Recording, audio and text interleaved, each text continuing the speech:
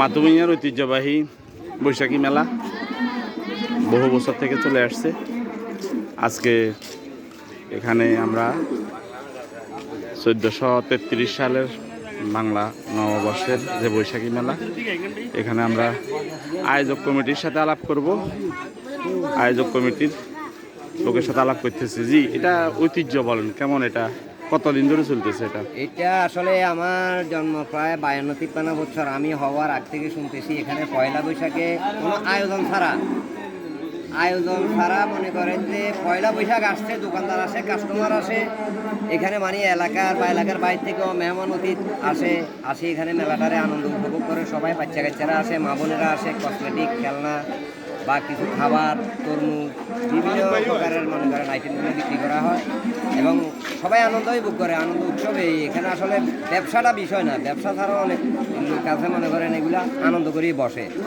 এটা প্রতি বছর পয়লা বৈশাখে এটা অটোতেই মানে সবাই চলে আসে। লাস্ট আমরা এটা নিরাপত্তার স্বার্থে বা কোনো বিশৃঙ্খলার স্বার্থে আমরা এটা দেখাশোনা করি বা প্রশাসনের সাথেও যোগাযোগ করি। আমাদের ইউনিয়ন কাউন্সিলে যে প্রশাসনিক লোকেরা আছে ওনারাও আমাদেরকে হেল্প করে।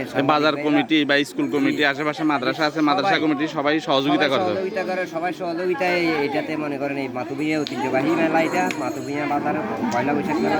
এটা এখন পর্যন্ত কোনো অনাকাঙ্ক্ষিত ঘটনা ঘটে নাই? না, অনাকাঙ্ক্ষিত ঘটনা একটা ঘটছিল বহু আগে, তাও মেলার অনেক বাহিরে পকেটে ছেলেপেলেরা, কিন্তু আমরা এটা কঠিনভাবে মনে করেন হুমকা দিয়েছি যে কোনো প্রকারের বিশৃঙ্খলা যেন না হয়।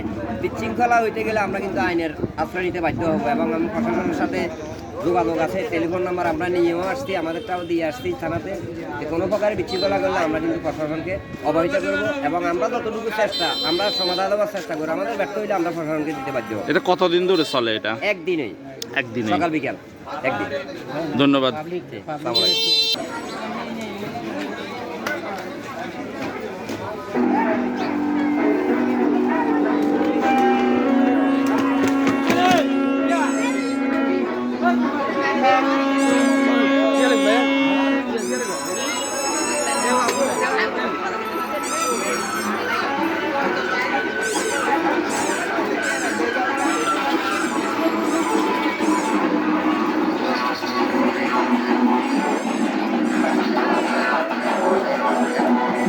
খবর হলো তোমার অসুস্থ চাইতাম আর এই অবস্থা, কি অবস্থা?